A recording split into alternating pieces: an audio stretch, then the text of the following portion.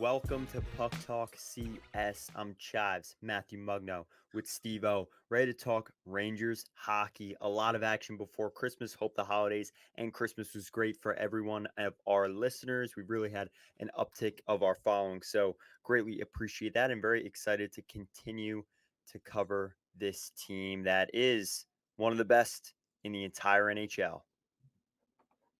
Yeah, Chives. How was the holidays? Holidays were good for me. Repping, you could see that Raider Nation. That was a Christmas miracle. Aside from that, it's everything else. Seeing family, seeing friends. It's always a good time of the year. And I hope everyone can share in those same experiences. And I know we chatted a little bit before, but how were your holidays? I see you got a new third jersey behind you. I do. That was a gift from my dad. Um, Having it, I kind of changed my opinion on it a little bit. Yeah. I know on the pod I wasn't that much of a supporter, but like seeing it in person, you've had the opportunity to see it in person, in the garden, Hmm. so but seeing, this is my first time seeing it in person, and my opinion's changed on it a little bit. So it was great. Holidays was great. Hope everybody's holiday was great as we lead up to the new year. And we got some new things to talk here on this week's episode. So let's talk some puck, Chives. I know you're eager to talk about this. I wrote about it. Igor's bounce back is, I think, the main. I don't know if it's the main storyline, but I think for you and I, we've talked about it the last few weeks here on Puck Talk. Steve-O, tell me your thoughts about Igor Shesterkin and how he performed against the Buffalo Sabres. Yeah, he's been fantastic these last few games. Ever since I think it was last episode where we ripped into him a little bit and everything that we said that he needed to turn around. Listen, he came out and we said it. This is who he is, and he's one of those guys that could be off and come back in and totally turn it around. And that's the qualities of attendee that you love to see. I got two main things here, Travis, and of course, Igor is one of them. Obviously, we needed that. That was a great, fantastic game before the holiday break. Obviously, rebounding off a tough loss. Every loss is difficult, but especially an Oilers team that really hasn't been leading up to expectations this year. Coming back and getting that one in before the holiday break was fantastic. And Igor has been money, man. Big game. Last couple big games have been awesome. Before I say my next point, you could jump in on Igor here. Yeah, no, I just thought the way he performed when they needed him most in the third period in overtime. I've penned this right for the hockey news and everything, but on the mic here, from the voice of Matthew Mugno, I would say, just in my opinion, Peter Laviolette stated, I asked him post game, you know, how important is this for Igor's confidence? And what he stated was kind of like, not that it wasn't important, but that his confidence is already there. I genuinely don't think it was there. I do think he was looking at Quick and saying, like, I got to perform better, and looking at himself. He's very hard on himself. I think he needed this confidence win. And a confidence win for Igor Shesterkin is a game where he has an effect on it. So an effect, direct effect on the result. And he had that in the overtime. He made a bunch of big saves on breakaways, a save shorthanded in the third period when the game was tied. It's the games where he's going to have an effect on the outcome that are going to build his confidence. And that's when the Rangers need him most in the postseason. So that's my take on that. Like, this was big because it wasn't just a win. I felt like he didn't have to do a lot in Boston. That was his last start. This was a game where he needed to be at his best in big moments, and he delivered. And the Garden was behind him. So I think that is the aspect and the takeaway I have from it is he had an effect on the game, and that's the most important part, an effect on the result. Yeah, for sure.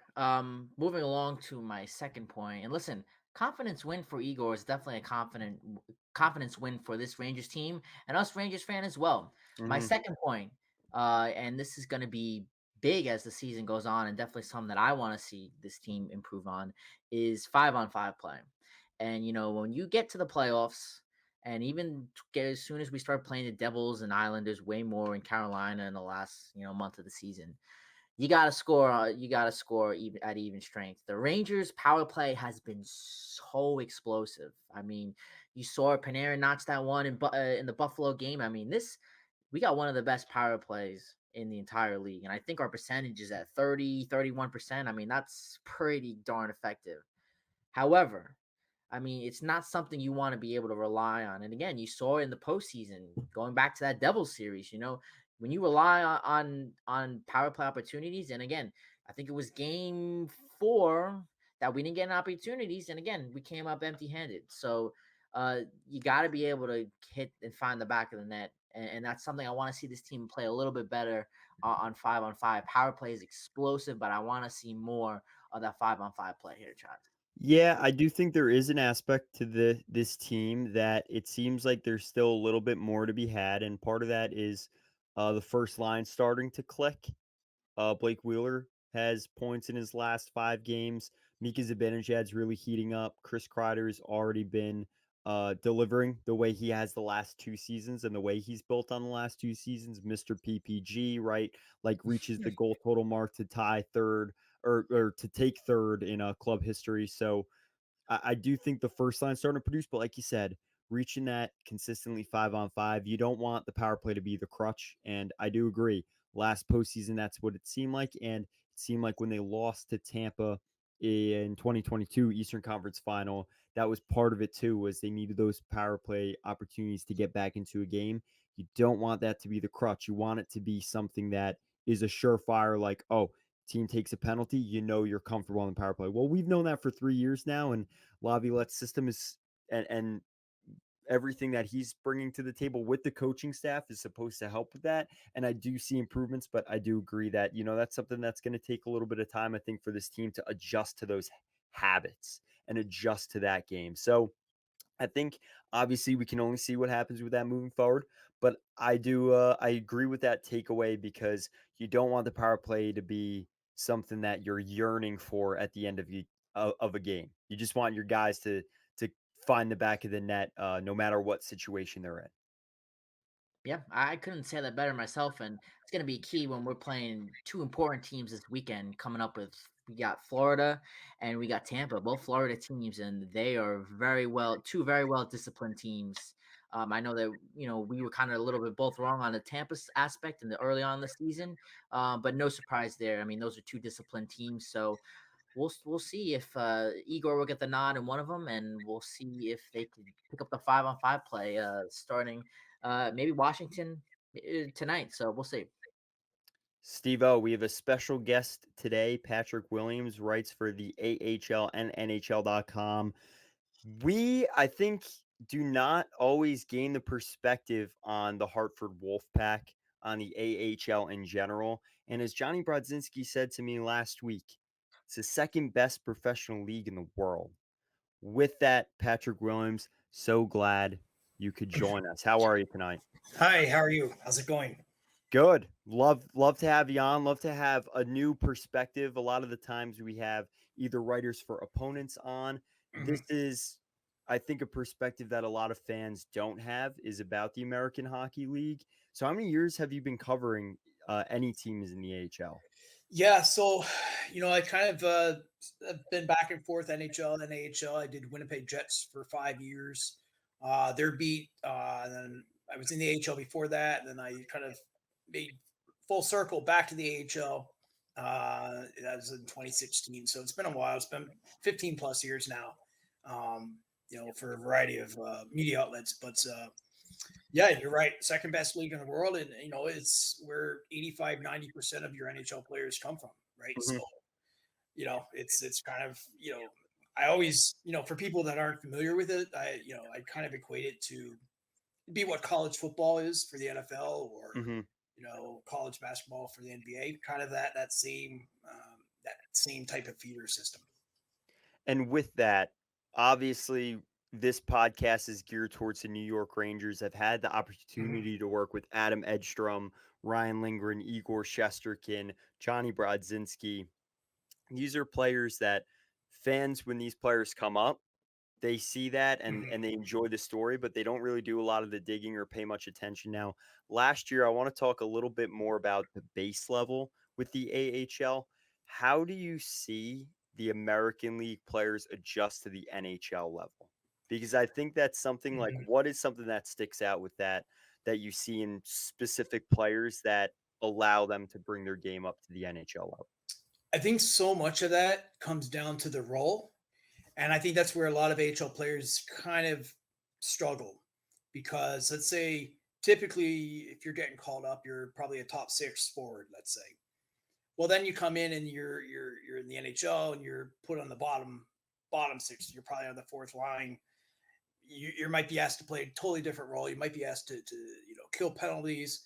You're kind of you're obviously you're in an even better league and you're playing really completely different roles. So those guys tend to struggle more, right? Like, and it tends to be the players that maybe are third, fourth liners in the AHL that can kind of find their niche that tend to come up to the NHL and really succeed.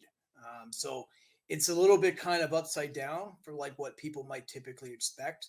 But the players that can make that adaptation successfully, and I'll use Tampa Bay as an example. Like if you're Tampa Bay over the last 5 years, you don't need somebody to come up there and compete with Steven Stamkos Hmm. for a job, right? Like they have that part covered. You need somebody that can come in and play third, fourth line, eat minutes up, kill penalties, kind of fill whatever role is necessary. The guys that have stuck in Tampa, and there have been a lot that have come up through the AHL in Tampa, have always been guys that are very kind of they're well schooled. They're 200-foot players, and they're able to really kind of adapt and fit into exactly where the Tampa Bay Lightning need them. It's guys that you know maybe they put up huge numbers in the AHL, but if the rest of their game isn't really fully together, it can be a difficult adjustment, if you're trying to break into a lineup because you're not pushing the top six out in the NHL. Like that just doesn't happen. Hmm. Because of the cap and because of obviously talent and all sorts of things like that.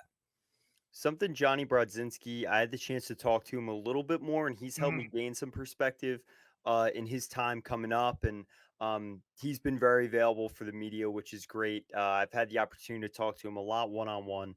Something that I was curious about was he is the captain of the team. Mhm. He's now up with the New York Rangers.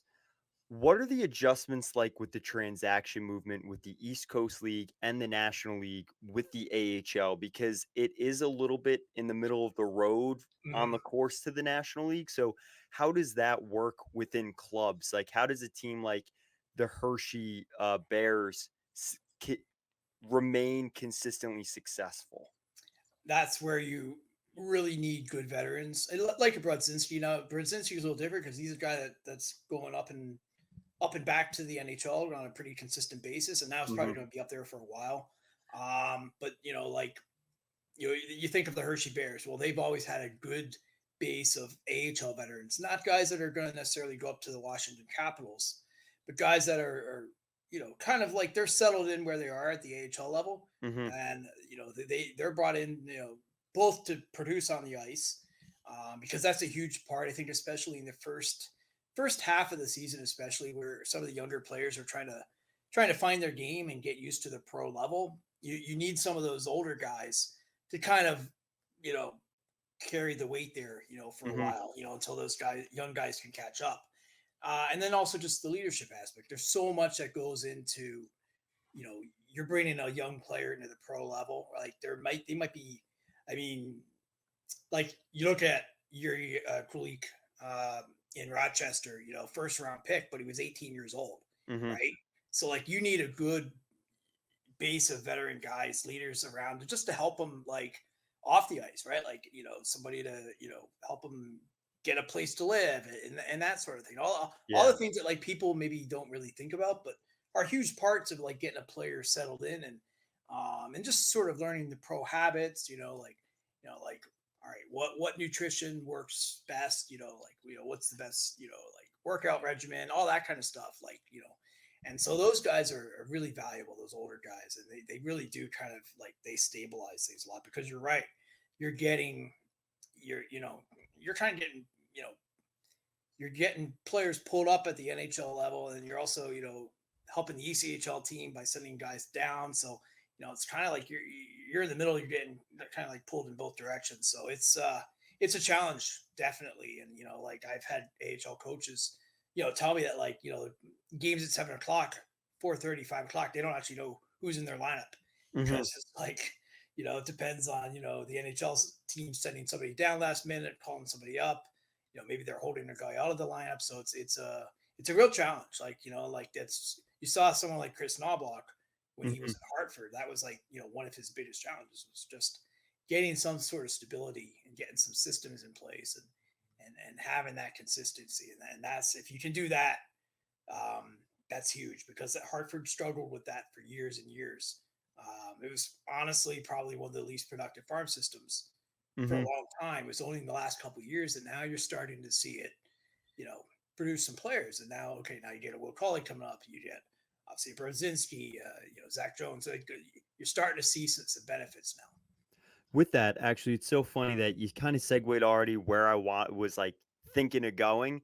You're Mhm, seeing players come up now through the New York Rangers system, and you see a player like Will Coley, right?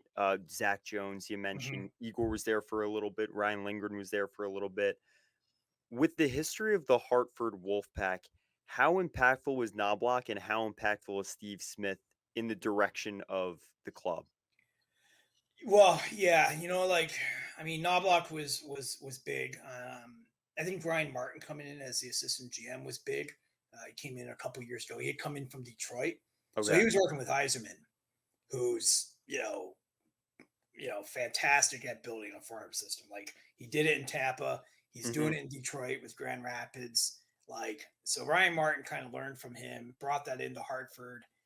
If you notice, like last year, they made a real push at the trade deadline to bring some guys in to help Hartford get in the playoffs, and they actually, they did a little bit of damage in the playoffs. Like then Dylan Grand got Hmm. obviously, a lot of great experience going through the couple rounds of playoffs. They carried it over this season. So Steve Smith, I think it's early to say. Like he really did get, he got kind of a difficult task given to him. Like I Hmm. mean, knowing what it was like that day in Hartford when Knobloch got hired by Edmonton. I mean, literally they had a game at 3 o'clock. Players showed up at the rink, and like depending on the timeline, who you ask, not all the players were even aware that he had been hired yet. Like, so like, Oh, yeah, so like, wow. we were Okay. getting like, oh, by the way, we have a new coach. Hmm. Like, and it's not like typically if you're getting a new coach, it's because the coach is getting fired, right? Like, Yeah. but like Hartford was rolling, like they were doing really well, and just circumstances beyond their control, they lose their coach on a game day. They had to get on a bus then go to Providence and play a road game that night, and just that's the nature of the league. It's always changing, and you can see what like coaches are up against. Like just when you kind of like get everything in place, you get your players, your system, then it kind of gets all blown up, and you gotta kind of change on the fly. Now, with that, there's probably less consistency from season to season. Hmm. Yeah. Last season, the Hartford Wolf Pack, right? We saw, I think a lot of hockey fans got into AHL action because of some of the intense games that were Hmm. happening in the playoffs. Hartford made it 3 rounds. What has elevated the success of the club overall? Uh, I mean, for one, they're bringing in better talent. Like like people will overlook like okay Riley Nash, right? They'll look okay he's 34, he's you know guy that's kind of like been around, but like he's played like I think almost 500, 600 NHL games. So like Hmm. that's a great resource if you're a young player to learn from, right? Like a Hmm. guy that's been there, he's done that. He was a top prospect at one point himself. Hmm. So like, and he can also go out and get you 15, 20 goals, right? Like he can Hmm. win you some games as well. So, so when you're bringing in, let's say, like an Adam Sikora, right? Or Brennan Othman, go those guys. Like, all right, if they don't have anybody to learn from, right? Like then it's kind of like, it's they're trying to lead themselves, and I've seen that with other teams, and it just doesn't work. Like you need some older guys to really help them. So that's been the first thing. So like they're just a more competitive group, and I think they're finally starting to draft better too. Like like it's always kind of a chicken and the egg thing Hmm. with draft and develop. It's like, well, is the development system not working, or are we just putting weak draft picks in there. Like, and usually it's somewhere, some combination of the two. Like, and that, like, the trick is to kind of figure out how much of it, of each. But yeah, it's a challenge. I think they are starting to draft better. So that's the first thing. You're putting good talent into the system, and then once that talent's in the system, now you're starting to put some good, supporting cast around them to help those young players grow. I think something that fans are always curious about is how those top prospects are doing and how they're transitioning. So at the AHL level, what goes Mhm. into the moment they're drafted, put on the jersey, and walk on the stage? They're placed in the AHL. For Alexi Lafreniere and Capo Caco, a lot of the complaints were that they weren't developed in the AHL. Yeah, What goes into this is a very broad yeah. stroke of the brush, but what are some of the aspects that go into developing top prospects at the American League level? Well, I think sometimes it comes down like, the organizational philosophy, number one. Number two, the sort of the outside pressures. Like, all right, like, so you get like, someone like, Kako, and like, there's a lot of pressure to put him right in the lineup, right? Like, you Mhm, used to super high draft pick on him, right? Like, it's tough to the message then, okay, we're sending him to the AHL, right? Like, mhm, like there's been so much hype.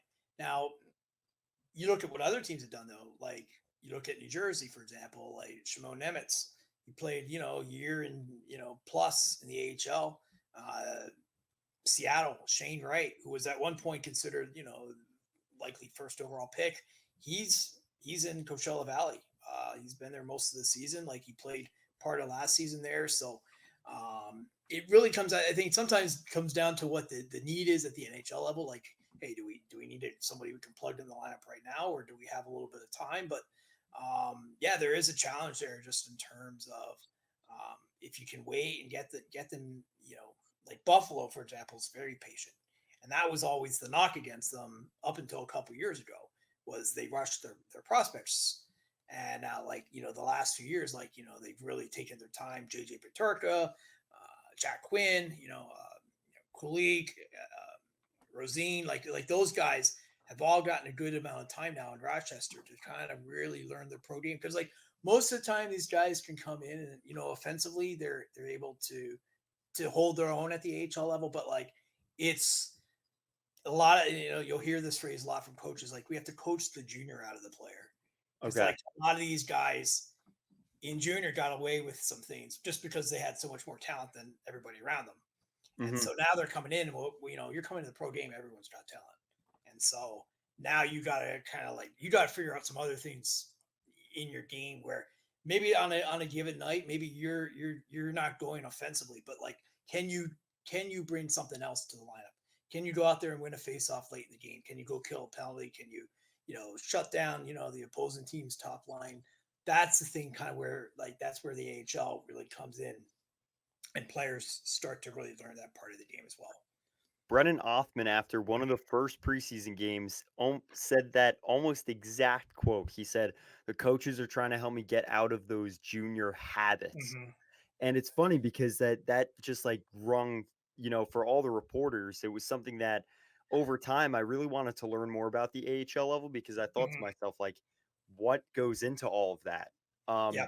With that stated, how are the younger prospects for the Rangers in the American League developing? You have Brennan Othman, Sikora, who's now the captain of a World Juniors team, Mm-hmm. Brett Berard, who seems like he could be a depth guy in the future for the team. How are those players performing at the American League I level? think, kind of like taken as a whole, like, pretty well. Like, Hartford overall is, I mean, they've had some ups and downs, but all things considered, like, considering, yeah, the coaching change, a month in the year, like, pretty well. I think if you're the Rangers and you're kind of looking across the board there, like Berard, I'd be pretty happy with him, seeing, like what he's been doing so far. A guy coming in, and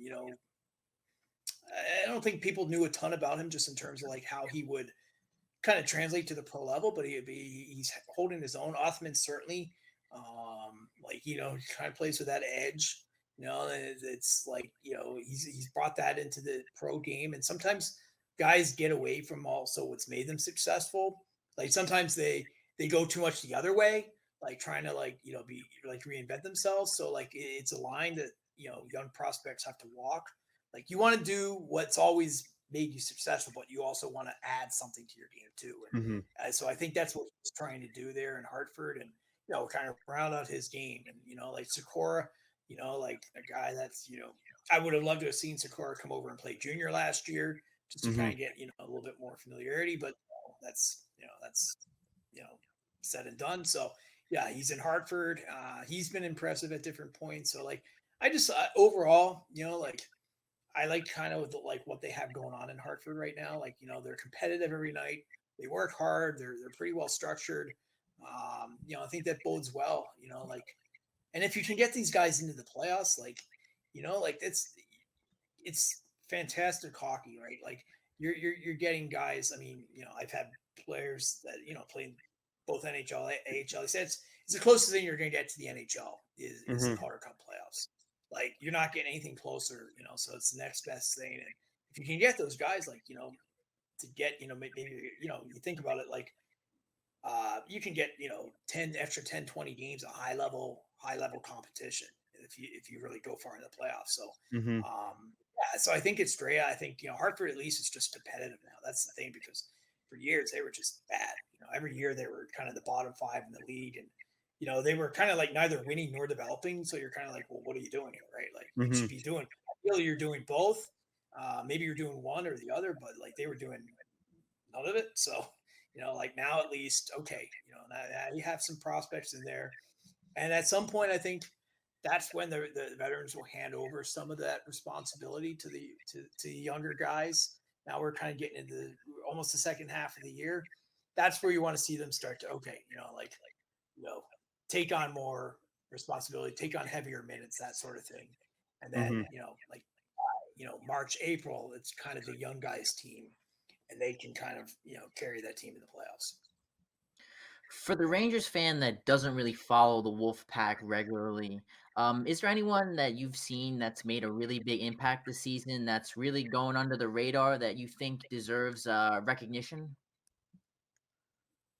Yeah, like Matthew Robertson, I know, like he's kind of been, one of those prospects that has kind of been a little controversial, just in the sense, like that he came in kind of a lot of promise, and it's been kind of a slow road. But like I felt like he's taken some strides this year.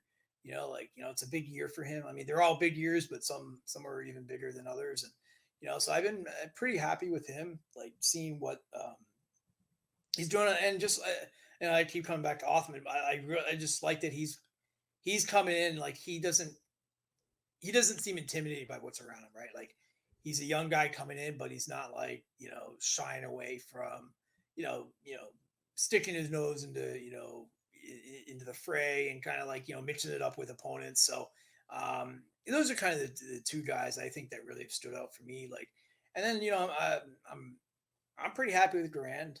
Like I think they have something there. Like goalies are kind of a whole different development cycle. You have to be very patient with them. But I think for him, like he's about a year and change into his development. At the pro level, and I think if you're the Rangers, you have to be pretty happy. And that's the nice thing for them. Like they don't have to rush him, right? Like they're set with their goaltending for now, like, with Shesterkin, obviously. And, like you don't have to like force him before he's ready.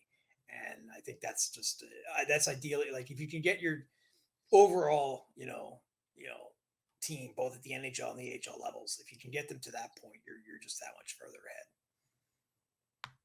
Yeah, I think something you touched upon was the history of the Wolf Pack. Mhm. Last question for you. What, I guess not what was the reason for that, but who was the pioneer behind turning things around? Ooh, well, I'd say Knoblauch was the first one that came in. Like he definitely, um, is and like I worked with Keith McCambridge, the previous head coach. Like he was in Winnipeg.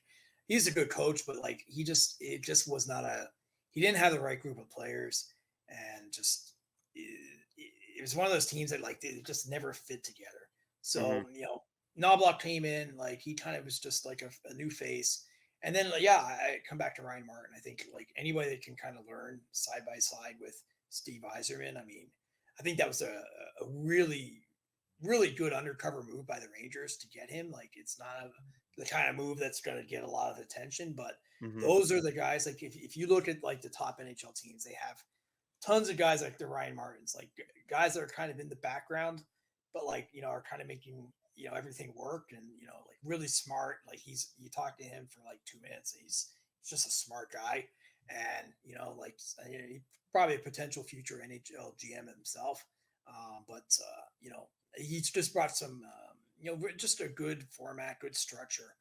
They're kind of everything they do in Hartford, and just kind of just getting everything up to like the Rangers are one of the premier teams in the NHL, and I don't think the operation in Hartford was always kind of like always matched that. And I think Mhm. the last couple of years he's brought things up to speed, and just it's just things are just run a little bit more smoothly.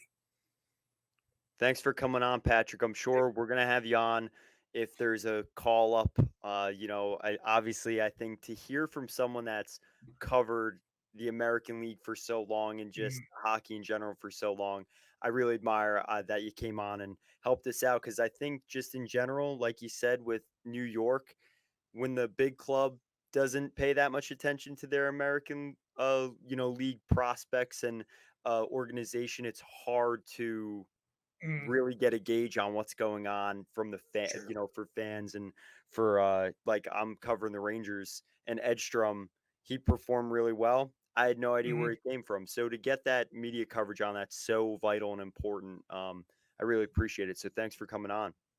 Absolutely, always happy to talk with Rangers fans. It's obviously one of the best fan bases around, and it's fun. Thank you. Thanks for coming on, Patrick. Thank you. My pleasure. Take care. All right, Steve O. A lot of info there. Ryan Martin, remember that name.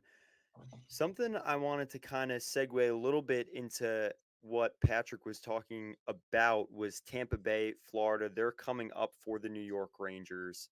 Tampa Bay has a few of those players, like a Mikey Isamont, where we kind of talked about this in the beginning of the year, but a Yanni Gord in years past, he came up from the East Coast level. Some dogs. So Steve-O, big matchups coming up. Even like Florida right now, Spencer Knight's not in the lineup, but there's players that have come up for them as well and have added to their Stanley Cup contending team or playoff contending team. Now, there's a little bit of controversy surrounding the Florida teams. I think, in opinion, I wouldn't say controversy, just a difference in opinion. What do you see coming up previewing those two games? First off, I want to say Patrick was bringing up names like Matthew Robertson. And it's so weird now. You're getting old, Chives, when we're gonna be watching players that were born after us. Yeah. So, and Matthew Robertson is one of them. So, to me, that's just you're getting old. But moving on here, and I think, listen, it's great because most Rangers fans, let's be honest, don't really, are not really paying attention to what's going on in Hartford. We know the general story points, with Othman, and we know Ben Harper's down there, but we don't really know what's going on. Yes, we know they're good, but I thought that was a great opinion to see. But transitioning, moving on here, big games. I mean, Chives, these are big games to wrap up the year. Not only that, but again, we're finishing the year on our back-to-back slate. Hmm. Not a fan of, but I first of all, I want to see a different outcome. I don't want to see no split. I would love to take both games here on the road too, and that's one thing this year. We've been a really good road team this year as a whole, so that's definitely something that we could brag about, I guess. But I want to see Igor play well on the road, and we saw it in Toronto, but I want to keep it up. Consistency is something where we want to keep it up. It's going to be important moving on, especially in 2024. But from Igor, we kind of, or at least I thought, um, I would want to say a couple of weeks ago, we thought he was turning the page, and then just came out and blah, that game at home against Toronto. So I want to see consistent. He's kind of turned it around his last two games here, but I want to see a turnaround, whether he gets the nod against the Panthers or he gets the nod against Lightning. Who do you think? Let's say you're Laviolette. Who are you starting on which night? Well, yeah, I think it's tough because I mean the Capitals game, you know, it kind of I think it'll depend a little bit on that. But I don't know if this season we've seen Shesterkin go like if there's a Tuesday game. I don't know. Check me on this, but I don't think he's rolled like Shesterkin on Tuesday, then Shesterkin on Saturday, and then Quick on Sunday. It's usually goes like one to the other.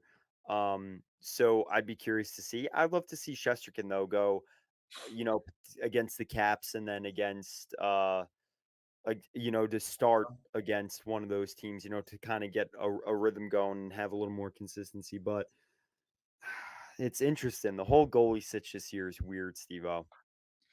Yeah, and that's why I asked you because I think not that we have to, but I think we got to kind of break that rep or slowly transition away from that. Again, you saw a lot of games where it's we throw Shesty out there, we go back to Quick, and then we go back to Shesty. I'm gonna Yeah. start seeing Shesty and then Shesty. Now again, you can't really blame Laviolette with a system for this because again, the schedule's got a huge portion to play with this one. Again, we're playing back to back every single week. I mean, of course, you're going to get Quick and then you're going to get Igor. I mean, not to break it up. But as we transition past the first week of 2024 and going into January and February, we're going to see less and less of that back to back games. And we're going to see more back to the traditional Monday, Wednesday, Friday kind of rotation or Tuesday, Thursday, Sunday rotation. So you obviously want to see Igor start to get back to back and not only that but perform well against quality opponents. But I'm with you. I think you go Igor with the Caps. I think Panthers coming up first. I think you go with Quick, and then I would throw Igor right there against the Lightning. I mean, that's a big opponent there, and the Lightning have been playing some good hockey. All those teams have been playing good hockey, especially the Capitals. I mean, the Capitals are probably one of my biggest surprises this year in the NHL. Yeah, I mean the Caps are a surprise team, and then you have two teams that what? I think it's like that Gino quote, like Drew Lock. Man, they wrote a lot of people wrote them off. They ain't right back. All right. So I think Florida was, I wouldn't say legit last year. Were they a surprise? Yeah. But I do think a lot, and for the pundits that said it, I applaud that. 2 years ago they won the President's Trophy by miles. They had some of the most goals for per game like ever. They then win not win, my apologies. They win the Eastern Conference, but they go to the Stanley Cup final. Why was anyone counting them out this year? And on top of that, Tampa Bay Lightning, they didn't have the best start, but Pittsburgh Penguins style, you got your club cornerstones, you can do anything. So I do think that's again, like you said, that's a huge test because they're what I said last week, a sleeper to me. That's a team that's a sleeper, a team that has the capability to win a Stanley Cup, but is kind of being written off. I think that's not a good it's not a good mix, man. So I do think if you're an opponent, so right now, I don't think the Rangers are sleeping on them. I think they know what the Tampa Bay Lightning are capable of. They've had some pretty gutsy matches against them in the last number of years, couple of years. And I think they're going to have to, they can't take that game lightly. And again, like you said, back to back, they're 8-1-0 following a loss. But the back to backs, there's been a lot this year. And I do think that's something. It's an odd schedule, so we'll see what happens. They have 3 games coming up, and they're pretty big tests rolling into the new year. Yeah, and here's another thing to remember: we are the best team in our conference, so there really shouldn't be when you're the best team. There shouldn't be no team that scares you, Hmm. And Tampa and Florida are definitely ones that you look at the standings; they're way below us now. Hmm. A part of the reason why I think Washington is up there in the standings, and listen, talk about Stanley Cup contenders. I mean, you gotta talk. I'm not saying the Islanders are a contender, but they've been playing really good hockey too. I think Hmm. they've been playing better than both the Devils and the Hurricanes combined. Oh yeah, But part of the reason why, the Flyers, yeah. Philly's been hanging in there too. But nonetheless, a reason why the Capitals are hanging in there, I think, in my opinion, is I mean, you got to look to the Devils and the Hurricanes. I mean, both of them, I think they're 17 and 13 up to this point. I mean, if we go back before the season starts, and I'm going to say we're entering 2024, and I list out, who the top three teams are, I'm putting Carolina and New Jersey in there, and they're not even in the top five as of right now. They're So not even in the conversation. I hear you. I get what you're saying. yeah, so that's part of the reason why Washington's been able to slide up. Now, it is interesting to note. I think Tampa just beat Washington in their last game, 2-1. It was a close one, and the Panthers beat Vegas. So both teams are Oh, coming off of really strong performances, just like how we beat the Sabres in a good performance. Both teams are playing hot hockey as of now. So we'll see the result. Is there anything before we wrap up, Chives, that you want to see in these matchups? For me, I listed out. I think whatever game is Igor, I'm hoping is Tampa, but I want to see him whatever game he's playing. Let's get a strong suit. 2 out of 3. You got to assume Igor is going to play 2 out of 3. So I want to see strong performances in him. And 5-on-5, I want to see a strong 5-on-5 play from this team. That's definitely some that's not a concern right now. And I like the point you brought up with the lineup. The lineup definitely, I think, definitely has a little bit to do. We're mixing and matching a lot of guys. Kako's not in there. We're missing a couple guys, but that's definitely some that when we get to March is going to have to be maybe post trade deadline. By the way, that's going to be fun. I can't wait to talk about that. But post trade deadline is something that's really going to have to be finished putting the finishing touches on. So, what are Chive's points for this week's 3-game slate? yeah. I think there's three things. Honestly, one, like you mentioned, Kako, he's apparently skated 3 to 4 times last week. So I think his recovery time is a little bit faster than anyone anticipated. That's a good thing. Philip Hedel, though, the more and I think the longer it goes, the more concerned I think everyone is. And there's reason to, because it is strange to think that, the team's performed really well without him in the lineup, but it's not really about that as much as one, his personal health, but two, also for the team's sake. It's weird to think that he hasn't been a crucial piece this season after how he's played for the last couple seasons. And then the other thing, I think the number one thing, actually, different angle, and I agree with you, everything you stated. Alexi Lafreniere, he's been generating like a turbine on offense. I'd love to see some finish because there was a stat. I think it was Megan Chaika. She put up something where it was like the best high quality chances generated between a duo this season, and it's Panarin to Lafreniere. So, and I thought last game he looked phenomenal against Buffalo. So I do think all nobody's really quote unquote called Lafreniere cold right now because he's playing so well. But I love to see him finish and gain some of those numbers. Yeah, I don't think he's snake bitten either. Like I just think it's one of those things that when he does start clicking, like he will seem like a legit young under 23 NHL player. And I think it's something that fans have wanted to see for a long time. So that is the number one thing I'd like to see this weekend. Well, I wouldn't want to say nobody said it because I remember you mentioned it. I think either the last episode or 2 episodes ago, and it takes me back to a stat that I saw a couple days ago.